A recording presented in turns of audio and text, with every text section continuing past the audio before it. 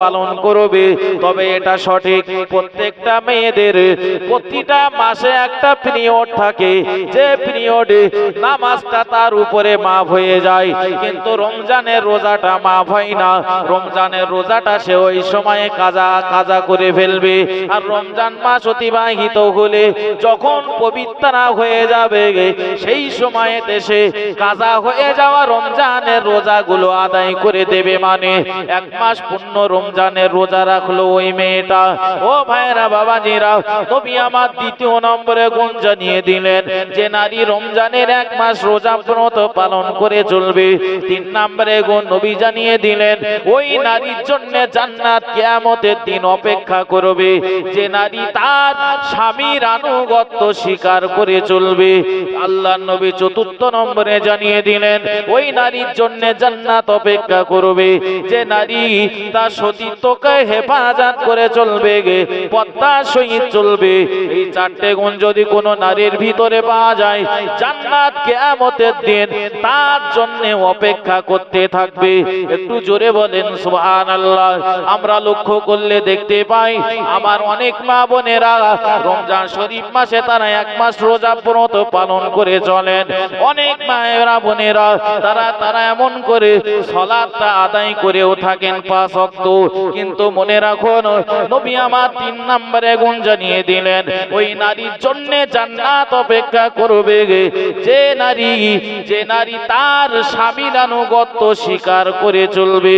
কিন্তু এ জামানাতে অনেক মা বোনেরা রয়েছে, আমাদের সমাজে তো দেখতে পাই মা বোনেরা তারা স্বামীর আনুগত্য স্বীকার করছে না, স্বামীরা তার স্ত্রীর আনুগত্য স্বীকার করে চলছে। একটু বলেন, উল্টো হয়ে গেছে না? হ্যাঁ, 10:30টায় ঢুকবে। তুমি ফোন করো, গোপুরীর কাছে মোবাইল নাম্বার আছে, 10:30টায় ঢুকবে। উল্টো হয়ে গেছে। এর জন্য দোষ যে আমাদের না, তাও না বলো, আমাদেরও দোষ আছে। কারণ কিছু বলবো না তো, ঠিক করুক ভুল করুক, ন্যায় অন্যায় যা করে করুক, কিছু বলতে গেলে যদি আবার রাগ করে, যদি রাগ করে তখন সমস্যা তো, যা ইচ্ছা তাই। যার ফলে স্বামীর আনুগত্য নেই। বাড়ি আছে একটা আপেল, দুই ভাই ঝামেলা বাঁধিয়েছে। এ বলছে আমি খাবো, ছোটটা বলছে না আমার দিতে হবে। মা আসিল রান্না করে বসে, ঝামেলা করছিস, কি হয়েছে রে? তো ছোটটা বলছে মা শোনো, ওই যে আপেলটা আছে ওইটা আমি নেবো বলছি, তো বড় ভাই নিতে দিচ্ছে না। তোর শোন, ঝামেলা করিস না বেকার, আপেল তারই পাওনা হবে যে সব থেকে বেশি আমার কথা শোনে। ছোটটা বলছে বড় ভাই তাহলে কি? বলে বেকার ঝামেলা করে লাভ নেই, চল। তার মানে বলে আপেল তোরও না আমারও না। বলে কি তোরও না আমারও না? বলে হ্যাঁ, মায়ের শব্দ শুনুনি?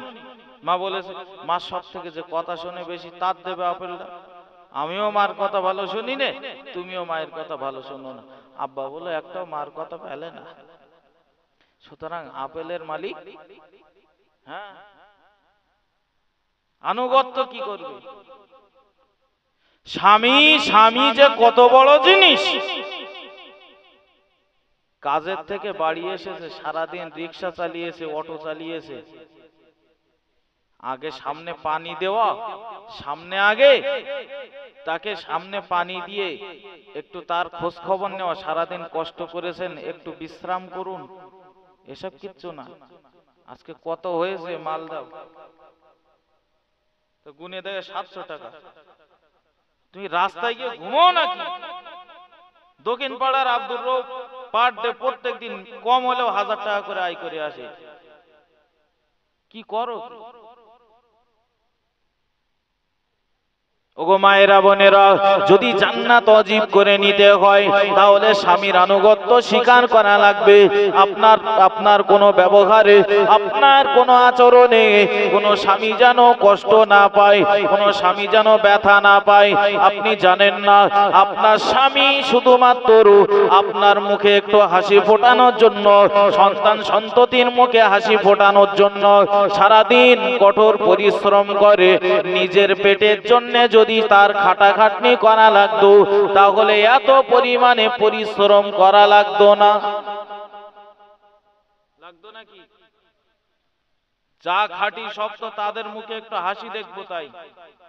রোডে কত মারধর খাচ্ছে ড্রাইভাররা, অটো চালককে মারধর করছে, টোটো চালককে মারধর করছে, অফিসের বস ঝাড়ি দিয়েছে, ছোট মোটা কথা বলছে, এরপরেও মার খাচ্ছে, গালি শুনছে, কাজ থেকে বার করে দিচ্ছে। বাড়ি এসে বলো শিকার হয় না, কষ্ট আমার ভিতরে থাক, তোদের মুখের একটু হাসি আমি এটাই দেখতে চাই। ঠিক না ভুল? সেই স্বামীকে অবজ্ঞা করো না মা, জীবন বরবাদ হবে।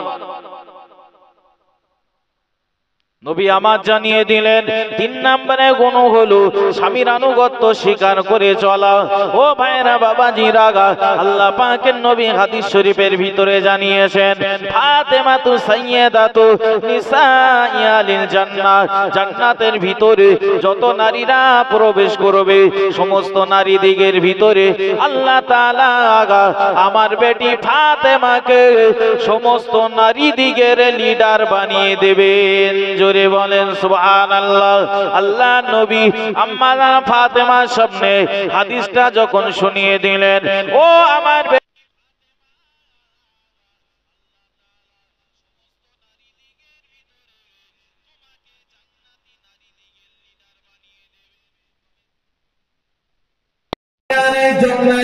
জান্নাতে প্রবেশ করবে, আম্মা হযরত ফাতেমা অবাক হয়ে গেলেন, ইয়া রাসূলুল্লাহ, ইয়া হাবিবাল্লাহ, একটু আগে আপনি বললেন আমি হলাম জান্নাতি নারী দিগের লিডার, আমি হলাম জান্নাতি নারী দিগের সর্দারিনী, ইয়া রাসূলুল্লাহ, তবে আপনি আবারও বলছেন আমার আগে আর একজন নারী জান্নাতে প্রবেশ করবে। হুজুর তার পরিচয় কি, তার ঠিকানা কোথায়? আল্লাহ নবী জানিয়ে দিলেন, ও আমার বেটি ফাতেমা, তোমার আগে যে নারী জান্নাতের ভিতরে প্রবেশ করবে ওই নারীর নাম হলো উম্মে জামিলা। হুজুর তার বাড়ি কোথায়, ঠিকানা কোথায়? নবী আমার সব কিছু জানিয়ে দিলেন। অমুক কাঠুরিয়ার স্ত্রী, সে অমুক জায়গায় বসবাস করে। আম্মা জান ফাতেমা পরের দিন সকালবেলা আস্তে আস্তে চলে গেলেন কাঠুরিয়ার স্ত্রীর বাড়িতে। উম্মে জামিলার ঘরের দরজার সামনে হাজির হয়ে গেলেন। আসসালামু আলাইকা ইয়া আহলাল বাইত। সালামের জবাব শোনার সাথে সাথে ঘরের দরজাটা না খুলে ঘরের ভিতর থেকে আওয়াজ দিয়ে বলে, কে বোন বাইরে দাঁড়িয়ে সালাম প্রদান করেন? আম্মা ফাতেমা ডাক দিয়ে বলেন, ও আমার বোন উম্মে জামিলা, আমি অন্য কেউ নই, আমি হলাম নবীর বেটি ফাতেমা, তোমার দরজার সামনে দাঁড়িয়ে। যেই না ফাতেমার কথা শুনতে পেলেন ঘরের ভিতর থেকে কান্নার আওয়াজ চলে আসে। আম্মা জান ফাতেমাকে ডাক দিয়ে বললেন, ওগো বোন ফাতেমা, আজ আমার মনটা বড় খারাপ হয়ে গেল। আজ আমি কান্নাকাটি করছি অন্য কোনো কারণে নয়। জীবনে একটা আশা ছিল, ইন্তেকাল হওয়ার আগে আল্লাহ তাআলা যেন জান্নাতি নারী দিগের লিডারের সঙ্গে আমার দেখা করিয়ে দেন। কিন্তু বোন ফাতেমা, আল্লাহ আমার মুসিবত খারাপ করে দিয়েছে। সেই ফাতেমা আমার ঘরের দরজার সামনে দাঁড়িয়ে, অথচ তার সঙ্গে আমার দেখা হলো না। ফাতেমা বলছে, তুমি কাঁদছো, ইচ্ছা অনেক দিনের আমার সঙ্গে দেখা হবে, এর জন্য তুমি লালায়িত ছিলে। আমি ফাতেমা, সেই ফাতেমা নিজে তোমার ঘরের দরজার সামনে, কান্নার কি আছে, দরজা খুলে দাও, দেখা হচ্ছে। কথাই যুক্তি আছে না? এই বলছো আমার দেখার জন্য তোমার বিরাট আশা, আবার তুমি দরজা খুলছো না। খোলো। বলে দরজা খুলতে পারবো না। সুবহানাল্লাহ বলে। কেন না, স্বামীর কাছ থেকে অনুমতি নিয়ে রাখিনি যে ফাতেমা আসলে দরজা খুলে দেব। জোরে বলেন। একটা মেয়ে আর একটা মেয়ের সঙ্গে কথা বলবে, তাও স্বামীর অনুমতি লাগবে। বাবার বাড়িতে ফোন করেছে, এই বহুত দিন আসিস না, শুনে আমাদের বাড়িতে একটু ঘুরে যা। কি বলে, ভালো আছে তো? বলে ভালো আছে কি, আবার জিজ্ঞাসা করার কি দরকার? জীবনে কোনদিন তো গিয়ে দেখে আসবা না। যেতে বলেছে, চলো ঘুরে আসি। তো যাবো, হাতে যে বিরাট কাজের চাপ, যে সপ্তাহখানেক যাক তারপর যাবো। তাহলে যখন তোমার যাওয়ার কথা বলি তখন তোমার কাজ থাকে, যাওয়া লাগবে না তোমার, আমার বাপের বাড়ি, তোমার যাওয়া লাগবে না, আমি নিজেই যাবানি। এইভাবে একা একা যায় না, যায় না। স্বামীর প্রশংসা নেই, স্বামীর আনুগত্য নেই, এত কাজকর্ম করে বাড়ি আসছে, একটু স্বামীর প্রশংসা করে না। স্ত্রী যদি বলে কি না কষ্ট করছো আমাদের জন্য, স্বামীর হাজারো কষ্ট হলেও স্ত্রীর মুখের এই ভালো কথাটা শুনলে সব কষ্ট গ্লানি সবকিছু দূরে সরে যায়, ঠিক না বল? কিন্তু বাপের বাড়ি গেছে, মনে করেন ভেবিয়া আপনার সাথে নিয়ে গেছে, ভেবিয়া বাজার থেকে আপনি একটা কাপড় কিনে দিয়েছেন।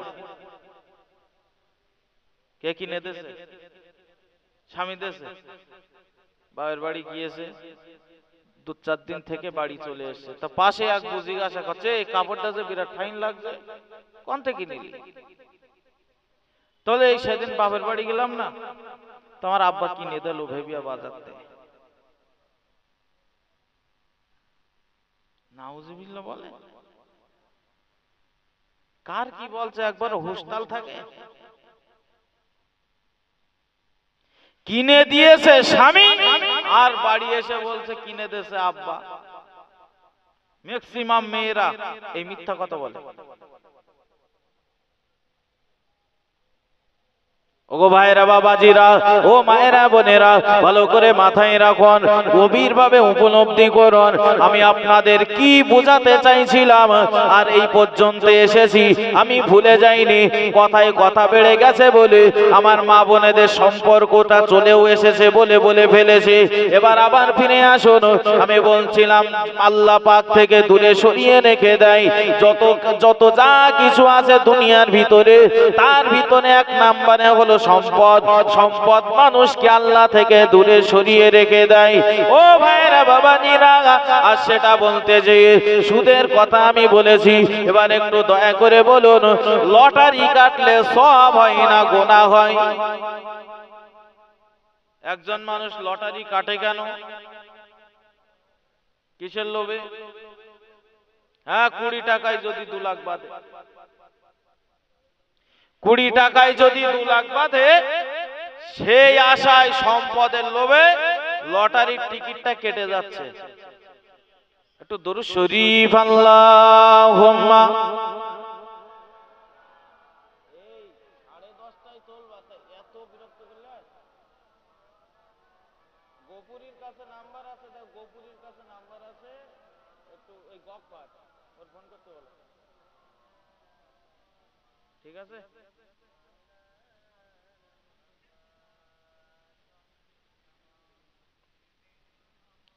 স্যার বলেন না ভাই, এক জায়গায় একটা বক্তা দাও ঠিক করে দিস না।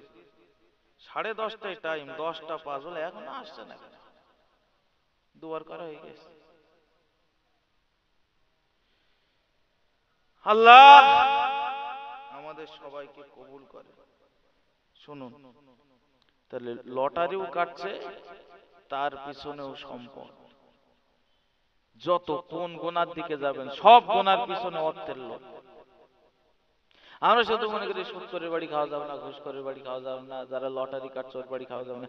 ইমাম সাহেবকে ডেকে বলছে, হুজুর ও ও বললো সুদ খাই, দেখে রাখেন, ওর বাড়ি কোনদিন খাবেন না। ও বললো ঘুষ খাই, ঘুষ করো, খাবেন না। লটারির টিকিট কাটে, ও মদ খায়, কিন্তু পূর্ব পাড়ার যে আব্দুল করিম সোলাদানা বাজারে কাপড়ের ব্যবসা করে, ওর বাড়ি আপনি খাবেন, কোনো সমস্যা নেই। হ্যাঁ হ্যাঁ, আমি 1000 বার বলবো ব্যবসা করা হালাল হালাল হালাল। তবে এ জামানায় দাঁড়িয়ে দেখছি হালাল ব্যবসাটাও আজ আমরা হারাম বানিয়েছি, একমাত্র ওই সম্পদের লোভে। আমি আব্দুল মাতিন চলে গেলাম আপনাদের বাজারে, সোলাদানা বাজারে চলে গেলাম, কিংবা দন্ডেরাট বাজারে চলে গেলাম। ও ভাইজান দোকানদার, আপনার দোকানের লুঙ্গিটার দাম কত রেখেছেন বলুন? তার কেনা দাম হলো 150 টাকা, আমার কাছে দাম বলেছে 250 টাকা। আমি বললাম 250 না, পুরোপুরি দিচ্ছি 200 টাকাই দিয়ে দেন। বলে ভাইজান কেনা দাম হলো আমার কেনা দাম হলো 210 টাকা, 250 টাকা আমি দাম চেয়েছি। আপনি এক কাজ করেন, 10টা টাকা লাভ দেন, 220 টাকা দেন। না ভাই, যেটা বলছি 200 টাকাই দেন। কি বলেন? 5টা টাকা যদি লাভ না হয় তা একটা ব্যবসা করছে, আমার বাড়িও তো বাল বাচ্চা আছে। আমি শেষমেশ বললাম যাক 220 টাকা, আর কি করা যাবে, 10টা টাকা লাভ। আসলে ব্যবসা হালাল তো? আসলে ব্যবসা হালাল তো? হালাল আছে আর আছে? হ্যাঁ, প্রচুর ব্যবসাদার আল্লাহর কিরে খোদার কিরে মাল চুয়ে বলছি গায়ে গায়ে যাচ্ছে। বলবো কেন? আমি 150 মাল 300 টাকায় বিক্রি করব। ভাই আমি 300 টাকার নিচে দিতে পারবো না, সমস্যা আছে? মিথ্যে কথা, আল্লাহর কসম, এসব বলে কেন আমরা হারাম বানিয়ে নিচ্ছি? আচ্ছা, এই যে গোনা হয়েছে তো, এর জন্য হয়েছে তো। আরে এই যে মিথ্যে কথা বলে বিক্রি করেছে, নিজের বলে বিরাট বুদ্ধিমান মনে করে, মনে করে আমি বিশাল বুদ্ধিমান। পাশের দোকানদারে বলে দেখে নে, ব্যবসা তোরাও করিস আর আমিও করি।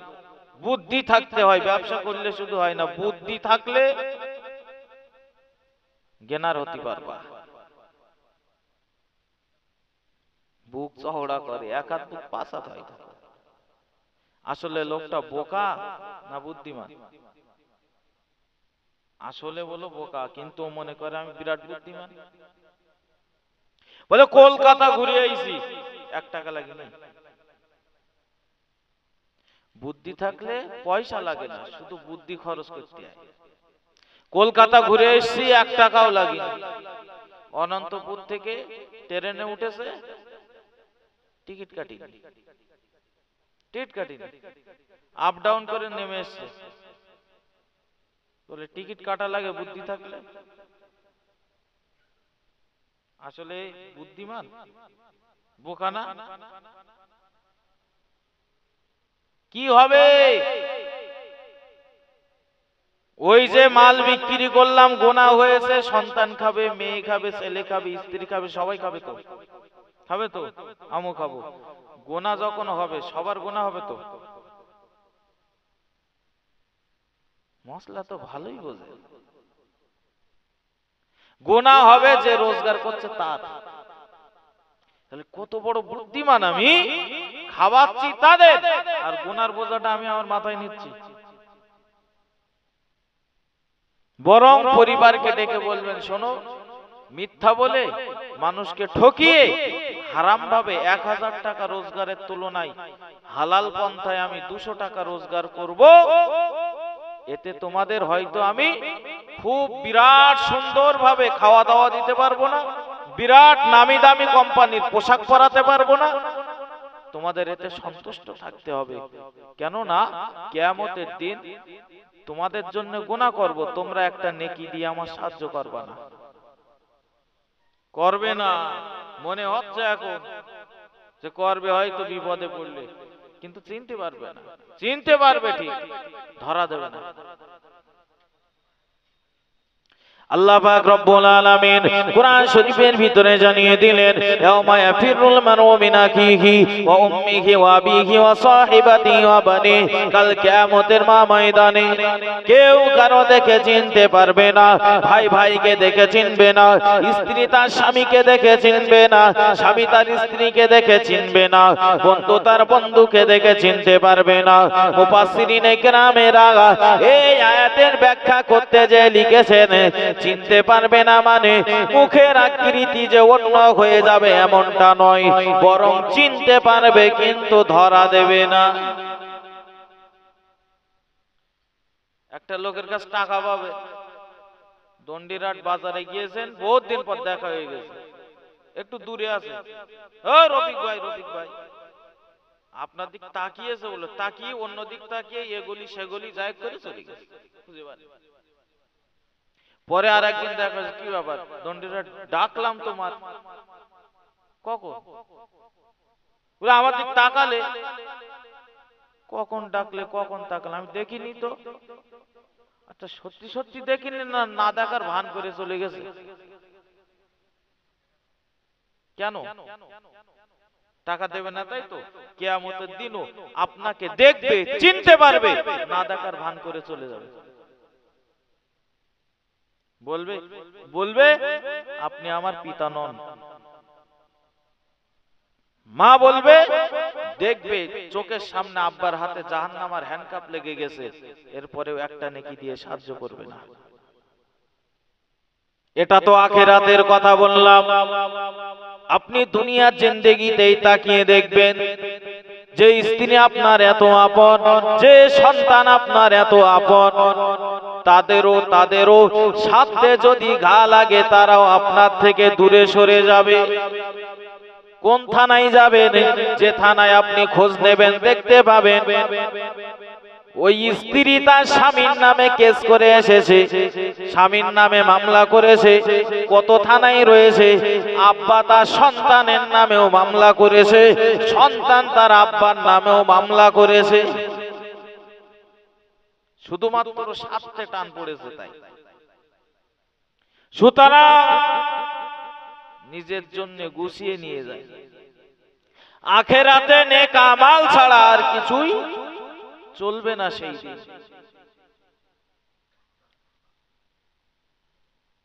ভাই আমরা সব কিছু বুঝি, আমলের বেলায় যে বলি আমরা কি আর অত বুঝি? আল্লাহ আমাদের কিচ্ছু বলবে না, আমরা তো ভালো জানি না। আল্লাহ যদি ধরে, কাইম সাহেবের ধরবে, মাতিন সাহেবের ধরবে, ওই মুসা কালিম হুজুরির ধরবে, এদের ধরবে, কারণ এরা তো জানে, এরা আলেম মানুষ। আমরা তো ভালো বুঝি টুজি না, আল্লাহ মাফ করে দেবেন। হ্যাঁ ঠিক কথা বলেছে, তবে একটু বলবেন, দুনিয়ার ভেতরে কেউ আছে যে 5 ওয়াক্ত যে নামাজ পড়তে হয় জানে না তাই পড়ে না? এরকম না জানা লোক কেউ আছে? হ্যাঁ পড়বো তো, জানবো তারপর তো পড়বো। রমজান মাসে যে রোজা রাখতে হয় জানবো তারপর তো রোজা রাখবো। আমি জানি শুধু 27 রোজাটা রাখলে হয়ে যায়, ওই জন্য একটা রোজা রাখি, জানলে 1 মাস রাখতাম। এরম না জানা কেউ আছে?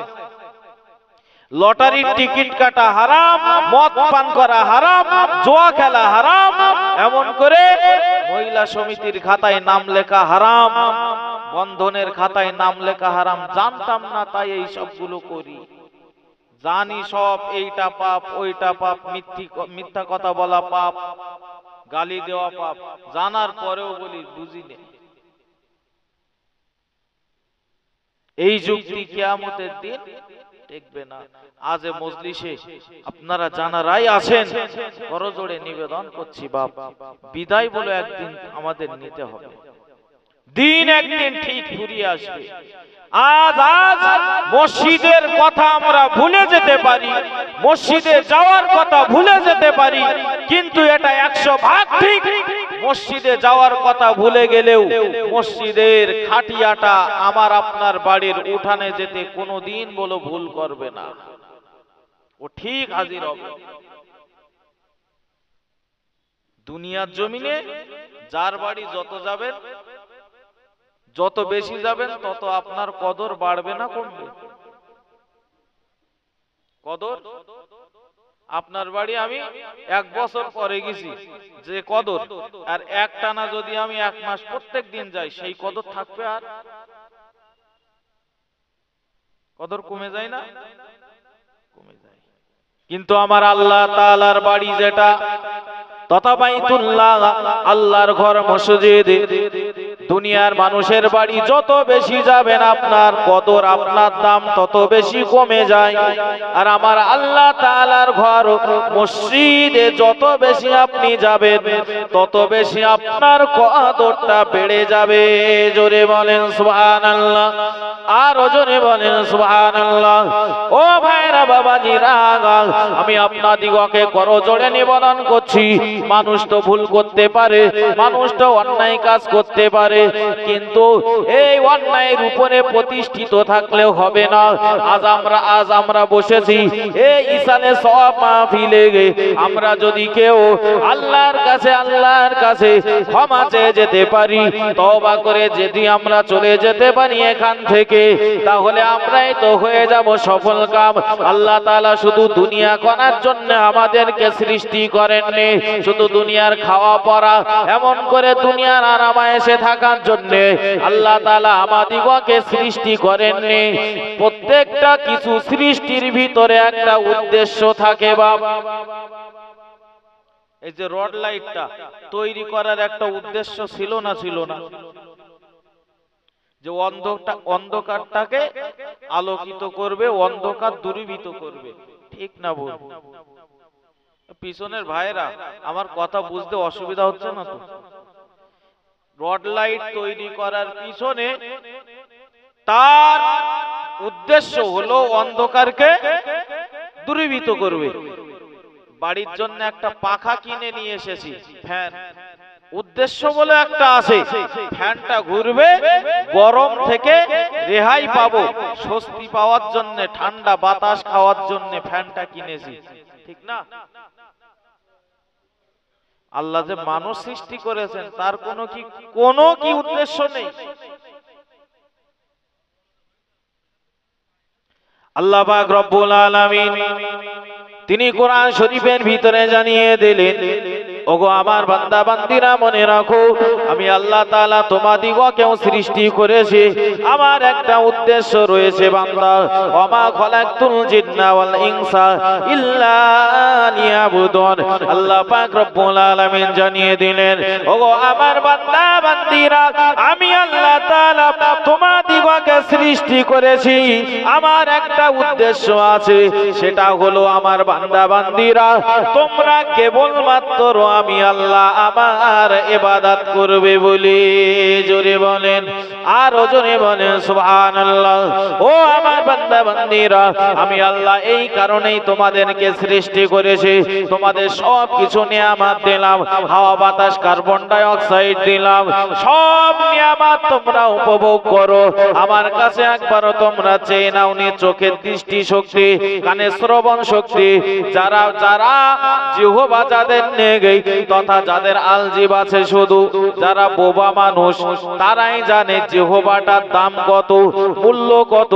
আমরা আমাদের মনের গ্লানিগুলো মানুষের কাছে কথার মাধ্যমে মনের ভিতরের সব কিছু কষ্টগুলো আমরা উগরে দিয়ে থাকি। একবারও কি ভেবেছি ওই মানুষটা কথা বলতে পারে না, বোবা মানুষ, ওরও তো ইচ্ছা হয় তার ভিতরের কথাগুলো অন্য মানুষের কাছে প্রকাশ করা। এগুলো দেখে কি শিক্ষা নেই না? আমি যে গালির ফুলঝুরি চালাচ্ছি, আমি যে মিথ্যার ফুলঝুরি চালাচ্ছি, আল্লাহ যদি আমার ওই রকম জবান যদি বন্ধ করে দিত, কিচ্ছু করার ছিল, তাহলে জবানটাকে একটু হেফাজতে চালাতে হবে না? যারা অন্ধ, আল্লাহ ইচ্ছা করলেও তো আমাকে অন্ধ করে পাঠাতেন। একবারও তো আল্লাহর কাছে চাইনি আল্লাহ আমার চোখ দিয়ে পাঠাও, আল্লাহ রহম করে চোখ দিয়ে পাঠিয়েছে। আর সেই চোখের দৃষ্টি শক্তিটা আজ কোথায় ব্যয় করছি একবারও ভাবি না। ওই মানুষটারও তো চোখ নেই, জন্ম অন্ধ, এখনো পর্যন্ত ভালো মন্দ কিছুই দেখতে পায় না, সুন্দর অসুন্দর বলে কিচ্ছু নেই তার কাছে। আমাদের সন্তানদের মুখের দিকে তাকালে আমাদের সারাদিন কাজ করি, বাড়ি এসে যখন বাড়ির ছোট্ট বাচ্চাটার মুখের দিকে তাকাই সব কষ্টগুলো দূর হয়ে যায়, ঠিক না? ঠিক। যারা অন্ধ তাদেরও তো বাচ্চা কাচ্চা হয়, তাদেরও বলো ইচ্ছা হয় সন্তানটার একটু দেখবো, কিন্তু দেখতে পাই না। কেমন করে? যুবক ভাইরা, আল্লাহ তোমার দৃষ্টি শক্তি দিয়েছেন, আল্লাহর রাস্তায় ব্যয় করো। তুমি কতটা তোমার এই দৃষ্টি শক্তিটা তুমি কোরআনুল কারীমের দিকে কতটা দিয়েছো, আলেম ওলামাদের মুখের দিকে তোমার দৃষ্টিটা কতবার তুমি দিয়েছো, আব্বা মায়ের মুখের দিকে রহমতের দৃষ্টিতে তাকিয়েছো কতবার, আর মোবাইলে গান সিনেমা অশ্লীল ভিডিওর দিকে তাকিয়েছো, সারা রাত পার হয়ে গেছে গান সিনেমা দেখছো। যুবক ভাই আমার, তুমি এটা কি একবারও ভাবো না আল্লাহ তো দিয়েছেন তোমার দৃষ্টি শক্তি, তোমার এই দৃষ্টি শক্তি চোখে দেখা শক্তিটা আল্লাহ যদি না দিতেন তুমি গান সিনেমা দেখতে কেমন করে? তখন তো আর দেখতে পেতে না। ফিরে আসি আল্লাহর জন্য, আল্লাহ যে উদ্দেশ্যে সৃষ্টি করেছেন উদ্দেশ্যটা আমরা বাস্তবায়ন করি। আল্লাহ হাতে শক্তি দিলেন, পায়ে শক্তি দিলেন, বান্দা সব কিছু নিয়ামত নাও, দুনিয়ার পিছনে সব কিছু শক্তি ব্যয় করছি, সারাদিন শক্তি ব্যয় করছি দুনিয়ার পিছনে, অথচ আল্লাহর জন্য একটু মসজিদে এসে এই শক্তিটা ব্যয় করতে পারি না। হাতে পায়ে শক্তি দেওয়ার মালিক কে? কে? আল্লাহ। তো খাই তাই গায়ে শক্তি হয়? বহু লোক দেখবেন বুলডোজারের মতন দেও, বিরাট মোটা সোটা, খাচ্ছেও ভালো, কিন্তু ওটার কায়দা নেই, শুয়ে আছে, কারণ প্যারালাইসিস হয়েছে, চলছিল ভালো, হঠাৎ হাত পা পড়ে গেছে। এরকম মানুষ প্রতিটা গ্রামে গ্রামে খুঁজলে পাওয়া যায়। চলছিল ভালো বলো, হঠাৎ এক সাইড পড়ে গেছে, এরকম লোক নেই? আল্লাহ শক্তি দেওয়ার মালিক, শক্তি আল্লাহ ছিনিয়ে নেওয়ারও মালিক। সুতরাং যতদিন শক্তি আছে দুনিয়ার একটু কাজ করার সাথে সাথে আল্লাহর জন্য একটু এই শক্তিটাও ব্যয় করি, সব দুনিয়ার জন্য। আর যে আল্লাহ দিচ্ছেন এই শক্তিটা তার জন্য আমি একটু ব্যয় করব না? এতটা নিচু মনের মানুষ আল্লাহ তাআলা ওই জন্য কোরআন শরীফের ভিতরে জানিয়েছেন, আক্ষেপ করে কোরআন শরীফের ভিতরে জানিয়েছেন, ইন্নাল ইনসানা লিরাব্বিহি লাকানুদ, আমার বান্দা বান্দীরা আমার সব নিয়ামতগুলো উপভোগ করে, কিন্তু তারা আমার শুকরিয়া আদায় করার কথা ভুলে যায়। তারা বড় অকৃতজ্ঞ, নিয়ামত নেওয়ার সময় সব নিয়ামত গুলো নেয়, শুকরিয়া আদায় করার সময় শুকরিয়া আদায় করে না। আমরা সব নিয়ামত গুলো উপভোগ করছি, কোন নিয়ামত থেকে আমরা বঞ্চিত নেই। আল্লাহ তো আমাদের অক্সিজেন দেওয়ার মালিক। দুনিয়াতে কারেন্ট মাঝে মাঝে দেখতে পাই, সিরিজ লাইন চলছে, কারেন্ট সিরিজ লাইন হয় না? অক্সিজেনে কোনদিন সিরিজ লাইন হয়েছে দেখেছেন? যদি হতো শুই পড়তে হতো না? হ্যাঁ, আল্লাহ কোনদিন দেয়নি। বান্দা তুমি সব নাও, আর আমি আল্লাহ চাই একটু আমার ইবাদত করো। ওয়াসজুদ ওয়াকতারিব, যে যত বেশি সিজদা দেবে তত বেশি আমি আল্লাহ আমার নিকটে হয়ে যাবে। জোরে বলে। ওগো ভাইরা বাবাজিরা, ও মায়েরা বোনেরা, ভালো করে মাথায় রাখুন, হাদিস পাকের ভিতরে এসেছে আল্লাহ পাকের প্রিয় নবী সাহাবী হযরত আবু তালহা রাদিয়াল্লাহু তাআলা আনহু প্রত্যেকদিন মসজিদে নববীতে সবার শেষে প্রবেশ করতেন, আর বাড়ি যাওয়ার সময় সবার আগে বাড়িতে চলে যেতেন। এমন কাজ যখন একদিন, 2 দিন, 3 দিন অতিবাহিত করতে লেগেছে, আল্লাহ নবী সাহাবী হযরত ওসমান গনি রাদিয়াল্লাহু তাআলা আনহু আল্লাহ পাকের নবীর কানে সংবাদ দিয়ে দিলেন, ইয়া রাসূলুল্লাহ, ইয়া হাবিবাল্লাহ, হুজুর আপনার সাহাবী আবু তালহা মসজিদে নববীতে তার মনটা বসে না, সবার শেষে মসজিদে আসে আর বাড়ি যাওয়ার সময় সবার আগে বাড়িতে চলে যায়। হুজুর মসজিদে এসে বসে সময় কাটায় না। আল্লাহ পাকের নবী, আল্লাহ পাকের রাসূলের কানে উসমান রাদিয়াল্লাহু তাআলা আনহু এই রিপোর্টটা জানিয়ে দিলেন। আমাদের কিছু মুসল্লিও আছে, জুম্মা হয়ে গেছে কালকে না, কালকে না, বহু লোক আছে যাই সবার শেষে ইমাম সাহেব খুতবা দিচ্ছে তাও যাচ্ছে, আর বার হয়ে আসে সবার আগে চলে আসে। ঢোকার সময় যেহেতু ফাঁস হতে পারি, বার হওয়ার সময় সব দিক থেকে লাশ হবে কেন, বার হওয়ার সময় ফাঁসটা হয়ে যায়। যারা পরবর্তীতে নামাজ পড়ে, সুন্নত নামাজ, আখেরি জোহর, নফল, কি মনে হয় এরা একটু হুসো টুসো বলে বেশি পড়ে বলে মনে হয়? হ্যাঁ, যদি মনে হয় ওরা ওরা বেশি বেশি পড়ে ফেলছে, তাহলে বলবো সপ্তাহে একবার নামাজ না দুরাকাত। এত কেন দুনিয়ার প্রতি মন থাকবে? একটু মসজিদে এসেছে তো মনে হচ্ছে কি একটা ইনজেকশন করেছে, ওর ছটফট করছে মসজিদের মধ্যে, অস্বস্তি হচ্ছে, কখন বেরোতে পারবে? অথচ মসজিদ হলো দুনিয়ার ভিতরে জান্নাত। জোরে বলে আল্লাহ নবী জানিয়েছেন, ইজা মারাতুম মির রিয়াজিল জান্নাতি ফারাদা। ও আমার সাহাবায়ে কেরামেরা, আমি রাসূলুল্লাহ জানিয়ে দিলাম, তোমরা যখন দুনিয়ার জান্নাতের ভিতরে থাকবে, তোমরা যেন বসে থাকবে না, বিচরণ করে চলবে। সাহাবায়ে কেরামেরা জিজ্ঞাসা করলেন, ক্বালা আমারাতু ইয়া রাসূলুল্লাহ, দুনিয়ার জমিনে আবার কোথায় আমরা মসজিদটা খুঁজে পাবো? আল্লাহ পাকের নবী, আল্লাহ পাকের রাসূল বলেছেন, সাহাবায়ে কেরামেরা যখন আল্লাহর নবীর কাছে জিজ্ঞাসা করলেন, ক্বালা ওয়া মা ইয়া রাসূলুল্লাহ, হুজুর আপনি যে বললেন দুনিয়ার জমিনে জান্নাতের ভিতরে বিচরণ করতে, তবে দুনিয়ার জমিনে জান্নাতটা পাবো কোথায়? আল্লাহর নবী বললেন, ক্বালা মাসাজিদুন, দুনিয়ার জমিনে যদি জান্নাত খুঁজে পেতে হয় তাহলে তোমরা আল্লাহর ঘর মসজিদে চলে যাও। জোরে বলেন, আর জোরে বলেন সুবহানাল্লাহ। সাহাবায়ে কেরামেরা আল্লাহর নবীকে আবার বললেন, ইয়া রাসূলুল্লাহ, ইয়া হাবিবাল্লাহ, যদি মসজিদ জান্নাত হয়, মসজিদের ভিতরে তো বিচরণ করা যায় না, কেমন করে আমরা বিচরণ করব? আল্লাহর নবী জানিয়েছেন, ওগো আমার সাহাবারা, ক্বালা সুবহানাল্লাহি আলহামদুলিল্লাহি ওয়া লা ইলাহা ইল্লাল্লাহু আল্লাহু আকবার।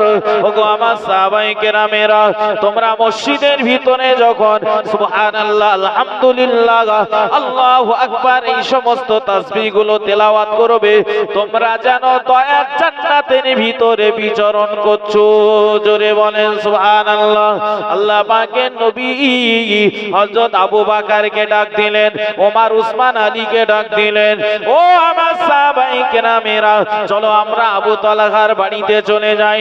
কেন সে সবার শেষে মসজিদে প্রবেশ করে আর বাড়ি আসার সময় সবার আগে বাড়িতে চলে আসে।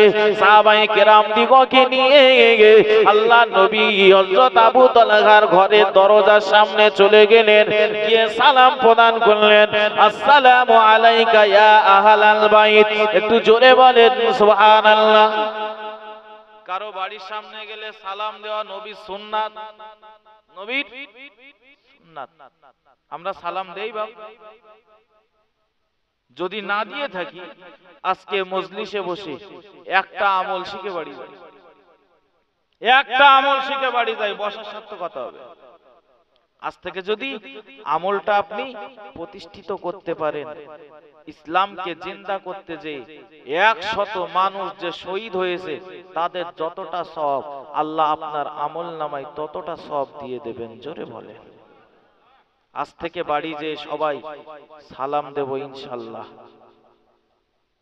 বলেন ইনশাআল্লাহ। লজ্জা লাগবে? আজকে আজকে প্রথম দিন একটু লজ্জা লাগবে, কাল থেকে আর কিচ্ছু হবে না। আজকে তাবারুক খেয়ে বাড়ি যাবেন, বাড়ি যেয়ে আপনার স্ত্রীকে সালাম দেবেন।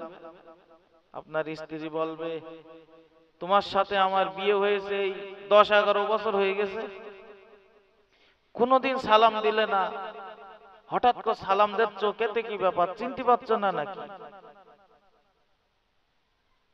হ্যাঁ, আপনার তখন একটু হয়তো শরম লাগতে পারে বা লাগবে, লজ্জা লাগবে, কিন্তু আপনি বলবেন মাতিন সাহেব বলেছেন স্ত্রীর সঙ্গেও দেখা হলে সালাম দেওয়া এটাও নবী সুন্নাত, এই সুন্নাতটা আজ থেকে পালন করছি, দেখবেন আগামী কাল থেকে আর কোনো লজ্জা লাগবে না।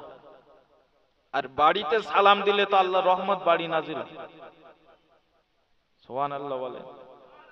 সংসারে অশান্তি, বাড়ি গেলেই ঝনাত করে ওঠে, বাড়ি গেলেই অশান্তি লেগে থাকে, সালাম নেই তো। সালাম শব্দের অর্থ কি? আল্লাহ তোমার প্রতি তার রহমত বর্ষণ করুক। আমার স্ত্রীও আমাকেও বলছে আল্লাহ তোমার উপরে তার রহমত বর্ষণ করুক। আল্লাহ কবুল করবেন, বাড়ি এমনি শান্তি নাজিল হবে। আর কোটি কোটি টাকা রোজগার করেও অশান্তি কাটবে না। ওগো মুসলমানেরা, ও ভাইরা, বাবাজিরা, আল্লাহ পাকের প্রিয় নবী মুহাম্মদুর রাসূলুল্লাহ সাল্লাল্লাহু আলাইহি ওয়াসাল্লাম হুজুর আমার তিনি সালাম প্রদান করলেন। ঘরের ভিতর থেকে সালামের জব চলে আসলো, কিন্তু ঘরের দরজাটা ওপেন হয় না। আল্লাহর নবী আবার সালাম দিলেন, ঘরের ভিতর থেকে সালামের জব চলে আসলো, ঘরের দরজাটা ওপেন হয় না। সঙ্গে আছে হযরত ওমর, মাটির মানুষ। ওমর যে রাস্তা দিয়ে যায় শয়তান যায় না ভয়। হযরত ওমর আছেন, ইয়া রাসূলুল্লাহ, কত বড় বিয়াদব দেখেছেন। বাড়ি না থাকে ব্যাপার আলাদা, ঘরের ভেতরে বসে সালামের উত্তর দিচ্ছে, আপনি সালাম দিচ্ছেন, সালামের উত্তর দিচ্ছে ঘরের ভিতরে বসে, দরজা খুলছে না। তো দরজা খুলতে হবে না হুজুর, আপনি আমার অনুমতি দেন, আমি বিরাট ফাইন দরজা খুলতে পারি। আল্লাহ নবী বললেন, বাবা ধৈর্য হারাও, সবর করো, চলো আমরা মসজিদে নববীর দিকে এগিয়ে যাই। পরে রক্তে যখন আবার যাবে তাকে বসিয়ে রাখবে, বলবে আল্লাহ নবী একটু কথা বলবে তোমার সাথে। আল্লাহ নবী সাহাবায়ে কিরাম দিগকে নিয়ে যেই না মুখটা ঘুরিয়ে নিয়েছেন রাস্তার দিকে, হঠাৎ দরজাটা খুলে গেল। ইয়া রাসূলুল্লাহ, ইয়া হাবিবাল্লাহ, হুজুর আজ আমার কত বড় সৌভাগ্য যে নবী সৃষ্টি না হলে আমি সৃষ্টি হতাম না, ওই নবী আজ আমার বাড়িতে উপস্থিত হয়ে গেছে, আজ আমার নসিব এতটা ভালো। ইয়া রাসূলুল্লাহ, ইয়া হাবিবাল্লাহ, কিন্তু দুঃখ লাগছে এই জায়গায়, আল্লাহ নবী আপনি আমার বাড়িতে এসেছেন, আপনাকে যে বসতে দেব, বসতে দেওয়ার মতো তেমন কোন জায়গা আমার বাড়িতে নেই। আল্লাহ নবী বললেন, ওগো আমার সাহাবী আবু তালহা, তোমার বাড়িতে বসতে আসেনি বাবা। ও সাহাবী আবু তালহা, তুমি কেন এমনটা করো? সবার শেষে মসজিদে প্রবেশ করো, আর বাড়ি আসার সময় সবার আগে বাড়িতে চলে আসো। হযরত আবু তালহা আল্লাহ পাকের নবীর কানে কানে যেন কি কথা বললেন, আর প্রিয় নবীর চোখ মোবারক দিয়ে টপ টপ টপ টপ করে পানি গড়িয়ে যেতে লাগলো। হযরত আবু বকর সিদ্দিক আর দাঁড়িয়ে থাকলেন না। ও নবীর সাহাবী আবু তালহা, কি এমন নবীর দিলে কষ্ট দিয়েছো, কি এমন নবীর দিলে কষ্ট দিয়েছো? তোমার কথা শোনার সাথে সাথে আল্লাহ নবীর চোখ মোবারকে পানি চলে এসেছে। হযরত আবু তালহা ডাক দিয়ে বলে, ওগো নবী, সাহাবায়ে কেরামেরা, তোমরা আমার বিরুদ্ধে নালিশ জানিয়েছো। আমি প্রত্যেকদিন সবার শেষে মসজিদে প্রবেশ করি আর বাড়ি আসার সময় সবার আগে বাড়িতে চলে আসি। তোমরা জানো না আমার কেন এমনটা ঘটে প্রত্যেক দিন। ও নবী সাহাবায়ে কেরামেরা, নামাজ যখন শেষ হয়ে যায়, তোমরা যখন মসজিদে নববীতে বসে থাকো, আল্লাহর নবীকে ঘিরে যখন বসে থাকো, নবীজি দিনের কথাবার্তা আলোচনা করতে থাকেন, কোরআন হাদিসের বায়ান যখন করতে থাকেন, তোমরা যখন বসে যাও তখন আমার মনটা বড় খারাপ হয়ে যায়। আজ আমার ভাগ্য এতটা খারাপ, আল্লাহর নবী সহচর্যে একটু বসার সৌভাগ্য আমার নেই।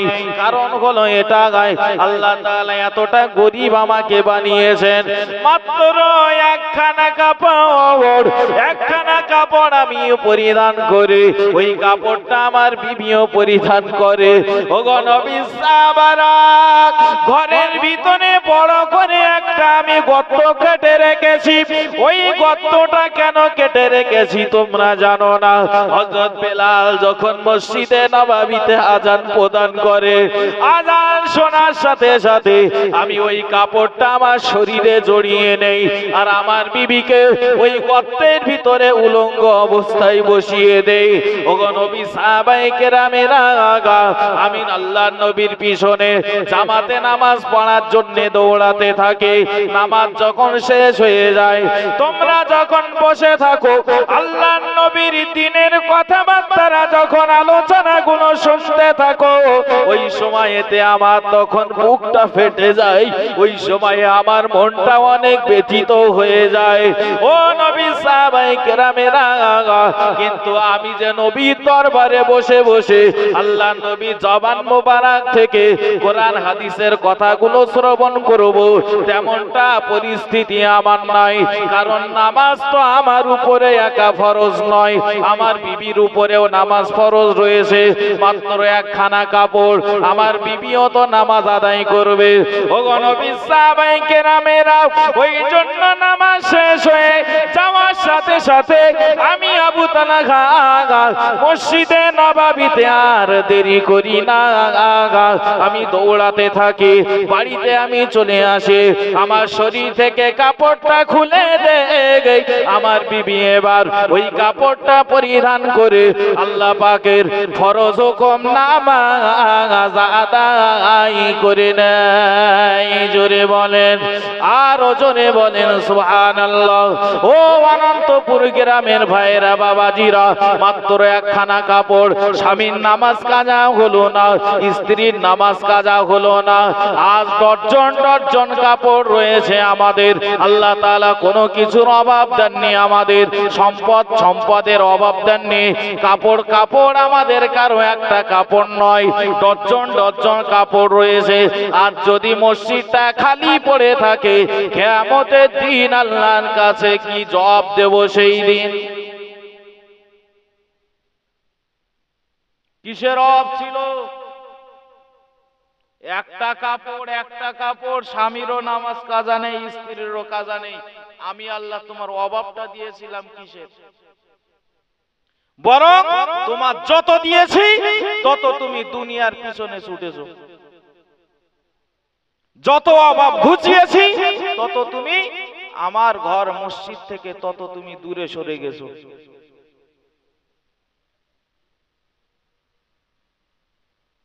আজ থেকে তওবা করে নেই। আল্লাহ, জীবনে অনেক গুনাহ করেছি, অনেক নামাজ কাজা করেছি, অনেক ভুল করেছি। আল্লাহ,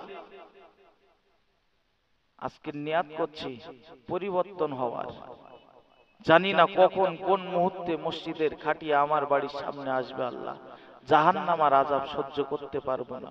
চোখ দিয়ে যদি পানি ফেলেন, আজ এই মজলিসে আমার পরপরই আসছেন যোগ্য আলেমে দ্বীন মাওলানা মুসা কালিম সাহেব হুজুর। তিনি যখন তওবা পড়াবেন, তিনি যখন দোয়া করবেন, ওই সময় যদি আমরা কেউ চোখ দিয়ে পানি ঝরাতে পারি না, যদি খালিস দিলে তওবা করে যেতে পারি, যত গুনাহ হোক না কেন আল্লাহর উপরে ভরসা করে, আমি আব্দুল মাতিন বলছি, আল্লাহর উপরে ভরসা করে বলছি, কেউ যদি দিল থেকে তওবা করে উঠে বাড়ি যায়, পাহাড় সম পরিমাণ গুনাহ হয়ে গেলেও আল্লাহ তাআলা এক মুহূর্তের ভিতরে মাফ করে দেবেন। জোরে বলে। তবে সেটা করব না, গলায় ছুরি আসবে এরপরেও ওই গুনাহ আর করব না, এমন নিয়ত হতে হবে। ওই ইমাম সাহেব খাচ্ছে না তাই তওবা করলাম, ও তওবার দাম নেই, মৌখিক তওবার দাম নেই। দিল থেকে ফিরে আসার নিয়ত করি। যত দিন যাচ্ছে যত সূর্য উঠছে তত বলে একটা দিন করে আমার মৃত্যু, আমার মরণ কাছে চলে আসছে। যত দিন যাচ্ছে,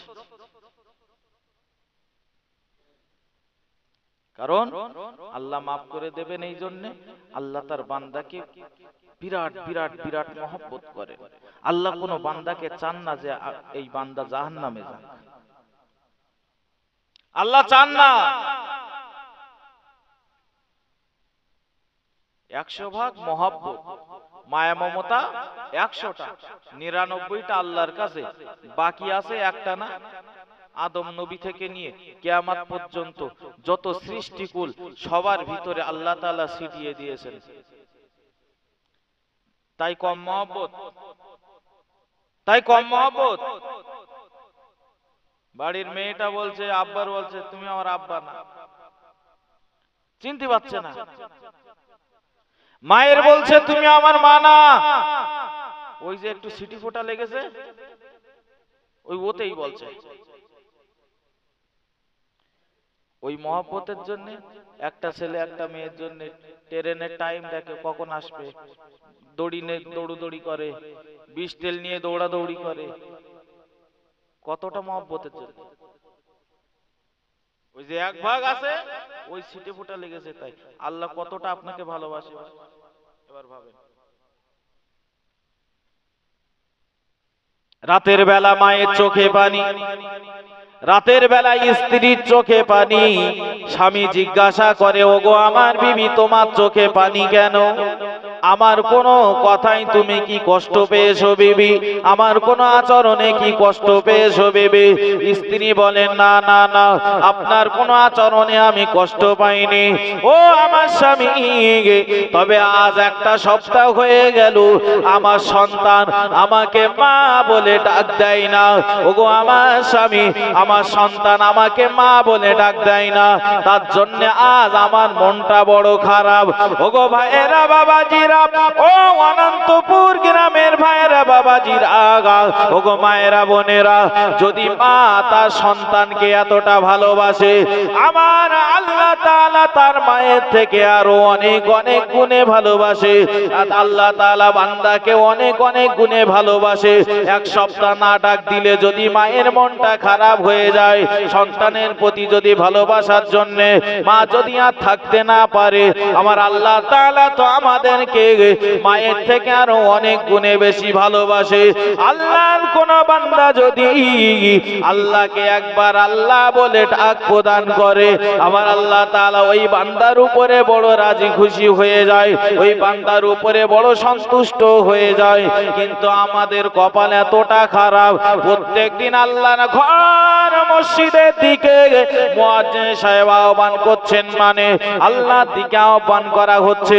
কণ্ঠটা মুয়াজ্জিনের হতে পারে, কিন্তু নামাজের ওয়াক্তটা বিধানটা দেওয়ার পরে ওই কণ্ঠ মুয়াজ্জিন সাহেব আযান দিলেও ওটা যেন আল্লাহ তাআলা তার ঘরের দিকে আমাদিগকে আহ্বান করছেন।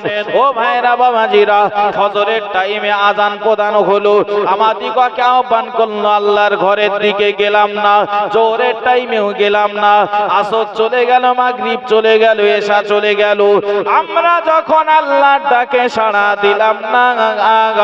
এবার হাদিস শরীফ প্রমাণ রয়েছে, হাদিস শরীফ প্রমাণ আছে, রাত যখন গভীর হয়ে যায়, রাতের যখন 1/3 বাকি থাকে, বান্দা যখন একবারও আল্লাহর ডাকে সাড়া দিল না, আল্লাহ তাআলা প্রথম আসমানে নেমে এসে এবার বান্দাকে ডাক দিয়ে বলতে থাকে, আলমিন মুস্তাগফিরিন ফাগফির আলাগা। ওগো আমার বান্দা বান্দিরা, কে রয়েছো তোমরা গুনার কাজ করে ফেলে দিয়েছো, আমি আল্লাহ তাআলা তোমাদিগকে আহ্বান করছি, আমার কাছে ক্ষমা চাও, আমার কাছে তওবা করো, আমি আল্লাহ তাআলা তোমাকে মাফ করে দেব। এমন করে করে বান্দা বান্দি দিগকে আল্লাহ তাআলা আহ্বান করতে থাকেন। ও মুসলমানেরা, ওই জন্য গভীর রাতে মানুষেরা যখন ঘুমিয়ে থাকে, আমার আল্লাহ তাআলার কাছে শরণাপন্ন হয়ে ঘরের একটা কোণে উঠে আল্লাহর কাছে তওবা তিলনা করে আল্লাহর কাছে কান্নাকাটি করতে হয়। কারণ আল্লাহর প্রিয় হতে গেলে যে মানুষ যত বেশি নম্র হবে, যে মানুষ যত বেশি নিজেকে ছোট মনে করবে, যে মানুষ যত বেশি চোখ দিয়ে পানি ঝরাবে, আমার আল্লাহ তাআলা তত বেশি ওই মানুষটা প্রিয় হয়ে যাবে। গভীর রাতের বেলা আপনি জীবনে অনেক গুনাহ করেছেন, যে গুনাহগুলো আপনার গুনাহ আপনি নিজে ভালো জানেন, আমি বলতে পারবো না। আমি যে গুনার কাজগুলো করি আমার গুনাহটা আমি ভালো জানি, আপনারা জানেন না। তওবা করার নিয়াতে ওই রাতের বেলাতে গুনার দিকে নজর রেখে আল্লাহর কাছে তওবা করা লাগবে। ওগো রব্বুল আলামিন আল্লাহ তাআলা, জীবনে এত পরিমাণে গুনাহ করেছি, আমার গুনার খবর যদি আমার পাড়া প্রতিবেশীরা জানতে পারত, কেউ আমাকে সম্মানের জায়গায় বসাতো না। ও রব্বুল আলামিন আল্লাহ, আমি এমন গুনার কাজ করেছি, আমার আব্বা যদি জানতে পারত, আমার মা যদি জানতে পারত, আমাকে সন্তান বলে পরিচয় দিত না। কিন্তু রব্বুল আলামিন আল্লাহ, আপনি সব কিছু জানেন, আপনি সব কিছু খবর রাখেন আল্লাহ। আমার পাপগুলোকে আপনি গোপন রেখে দিয়েছেন। ও রব্বুল আলামিন আল্লাহ, আপনার কাছে আমি দোয়া চাই আল্লাহ, কিয়ামতের দিন যেন আমার পাপটা প্রকাশ করে দেবেন না।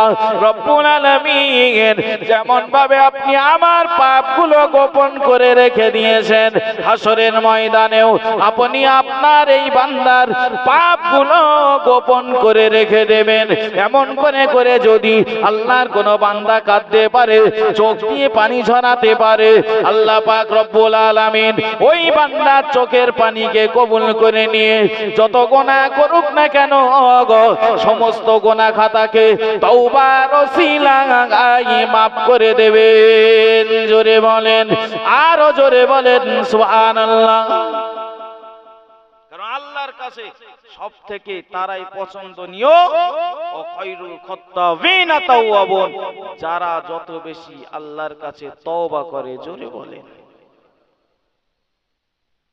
চোখ দিয়ে পানি ঝরাই। আজ মাহফিল শেষে আমরা চোখ দিয়ে পানি ঝরাতে পারলে আল্লাহ তাআলা আমাদের উপরে খুশি হবেন। কারণ যে যত বেশি পানি ঝরাতে পারে, মানুষ তার প্রতি তত বেশি দুর্বল হয় না? হয় না? মেয়ে আপনার কাছে টাকা চাচ্ছে, আব্বু 20 টাকা লাগবে, বলে এখন নেই, যান। আচ্ছা, এবার যে মেয়ে যদি চোখ দিয়ে পানি ফেলে, মেয়ে এবার কান্নাকাটি করছে, চোখ দিয়ে পানি ফেলছে, আব্বার দিল নরম হবে না? হবে না? এতে কাপে বসেছেন পিছনের লোকজন, হ্যাঁ জীবন যাই যাবে, কথা বলবো না। মেয়ে যদি চোখ দিয়ে পানি ফেলে, যে আব্বা একটু আগে 1 মিনিট আগে বলছিল যা হবে না, ওই আব্বা পকেট থেকে বলে কাঁদিস নে, কাঁদিস নে, নে 20 টাকা নে, যা। ঠিক না ভুল? আল্লাহ গুনাহ করেছি, মাফ করে দাও, মাফ করে দাও আল্লাহ, আর গুনাহ করব না, এটা কেমন? আর চোখ দিয়ে মিনতির সহিত নিজেকে দুর্বল ভেবে, অপরাধী ভেবে আল্লাহর কাছে ক্ষমা চাওয়া। কারণ চোখের পানির মূল্য আল্লাহর কাছে অনেক বেশি। ও ভাইরা, বাবাজিরা, ভালো করে মাথায় রাখুন। তাফসীরের ভিতরে এসেছে, কিয়ামতের মহাময়দান যখন কায়েম হয়ে যাবে, জাহান্নাম ওই সময়তে বিরাট গর্জন করতে থাকবে। জাহান্নাম ওই সময়তে হাসরের ময়দানের দিকে এগিয়ে যেতে থাকবে। 70,000 ফেরেশতা জাহান্নামকে জিনজির দিয়ে টেনে রেখে দিতে পারবেন না। 70,000 ফেরেশতা জাহান্নামকে টেনে রাখতে পারবেন না। জাহান্নাম চিৎকার করে বলবে, ও রব্বুল আলামিন আল্লাহ, আমি জাহান্নাম আজ বড় ক্ষুধার্ত আল্লাহ, আর আমি থাকতে পারি না। আল্লাহ পাক আপনার বান্দা বান্দি দিগকে আমার ভিতরে প্রবেশ করিয়ে দেন। আমি জাহান্নাম আজ বড় ক্ষুধার্ত আল্লাহ। যারা আপনার হুকুমগুলো পালন করে চলেনি, যারা তাগুত ছিল, যারা শয়তানের অনুসরণ করে চলেছিল, যারা আপনার হুকুমগুলোকে অস্বীকার করেছিল, ওই সমস্ত গুনাহগার বান্দা বান্দি দিগকে আজ জাহান্নাম আমি আমার ভিতরে প্রবেশ করিয়ে দেন। আমার উদরটা একটু পূর্ণ করে এমন করে করে হাসরের ময়দানের দিকে জাহান্নাম আগিয়ে যেতে চেষ্টা করবে। 70,000 ফেরেশতা টেনে রেখে দেবেন। ভালো করে মাথায় রাখুন, আল্লাহ পাক রব্বুল আলামিন এবার কিছুটা পানি আল্লাহ পাক ফেরেশতাদের কাছে দিয়ে দেবেন। ও আমার ফেরেশতারা, এই পানিটা জাহান্নামের ভিতরে তোমরা ছিটিয়ে দাও। জাহান্নামের ভিতরে যেই না পানিটা ছিটিয়ে দেওয়া হবে, যে জাহান্নাম সামনের দিকে এগিয়ে যাচ্ছিল, 70,000 ফেরেশতা টেনে রাখতে পারছিল না। পানি দেওয়ার সাথে সাথে ওই জাহান্নাম এবার পিছনের দিকে দৌড়াতে লাগবে। জোরে বলেন, আরো জোরে বলেন সুবহানাল্লাহ।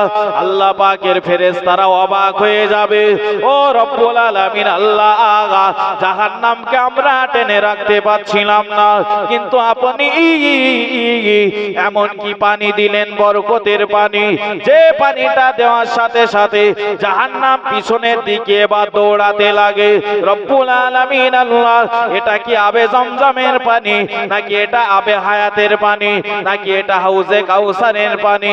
আল্লাহ তাআলা ডাক দিয়ে বলবেন, ফেরেশতারা, এটা আবে জমজমের পানিও নয়, এটা হাউজে কাউসারের পানিও নয়, এটা এমন করে অন্য কোন পানি না গয়। এই পানিটা হলো আমার গুনাহগার বান্দা বান্দীদের চোখের পানি। ওগো আমার ফেরেশতারা, আমার এক শ্রেণীর বান্দা বান্দীরা ছিল দুনিয়ার জমিনে রাতের বেলা, তারা একা একা একা একা আমি আল্লাহ আমার কাছে কেঁদেছিল, আমি আল্লাহ আমার কাছে মাপ চেয়েছিল। আল্লাহ, জীবনে এত পরিমাণে গুনাহ করেছি, আপনি যদি ক্ষমা না করেন আমি বরবাদ হয়ে যাব। ও রব্বুল আলামিন, 3000 বছর ধরে জাহান্নামের আগুন আপনি জ্বালিয়েছেন আল্লাহ। এই জাহান্নামের আগুন, এই জাহান্নামের আগুনের তাপ সহ্য করতে পারবো না। জাহান্নামের আগুন আমি সহ্য করতে পারবো না আল্লাহ। সামান্য বৈশাখ মাস জ্যৈষ্ঠ মাসে মাথার উপরে যদি ছাতাটা না থাকে, মাঠে আমি কাজ করতে পারি না। রাতের বেলা সূর্য নেই, ঘরের ভিতরে আছে, হঠাৎ করে কারেন্টটাও অফ হয়ে গেছে আল্লাহ, কিন্তু আমি তো দেখে নিয়েছি ওই কারেন্ট অফ হওয়ার পরে ঘরের ভিতরে আর স্বস্তি করে বসে থাকতে পারছিলাম না। রব্বুল আলামিন আল্লাহ, রব্বুল আলামিন, এই সামান্য গরম যদি সহ্য না করতে পারি, আপনার জাহান্নামের আগুন কেমন করে সহ্য করব আল্লাহ? আপনি আমার জাহান্নামের আগুনকে হারাম করে দেন। ও ভাইরা বাবাজিরা, আল্লাহ তাআলা ফেরেশতাদেরকে ডেকে বলবেন, ফেরেশতারা, আমার এই সমস্ত বান্দা বান্দীরা যারা জাহান্নামের আগুনকে ভয় করে, যারা জাহান্নামের আগুনকে ভয় করে চোখ দিয়ে পানি ঝরিয়েছিল, আমি আল্লাহ তাআলা তাদের ওই চোখের পানিগুলোকে সংরক্ষণ করে রেখেছিলাম, আজ ছিটিয়ে দিলাম জাহান্নামের ভিতরে। কারণ জাহান্নাম কোনদিন চোখের পানি সইতে পারে না। জোরে বলেন, আরো জোরে বলেন সুবহানাল্লাহ। জাহান্নাম থেকে নিজেকে বাঁচাতে হলে জাহান্নামের ভয়ে চোখ দিয়ে পানি ঝরাতে হবে। আল্লাহ, পারবো না ওই আগুন সহ্য করতে। আল্লাহ আমাদের সকলকে যেন তার দয়ার জান্নাতের হকদার বানান। সকলে বলি আল্লাহুম্মা আমিন। একটু তাকবীর দেন তো, নারায়ে তাকবীর। আরো জোরে হবে না, নারায়ে তাকবীর। সিলসিলায়ে মুসাদ্দেদুজ জামান, অল ইন্ডিয়া সুন্নাতুল জামাত, অল ইন্ডিয়া সুন্নাতুল জামাত, জনাব হযরত মাওলানা মুসা কালিম সাহেব হুজুর, জোরে বলেন জিন্দাবাদ।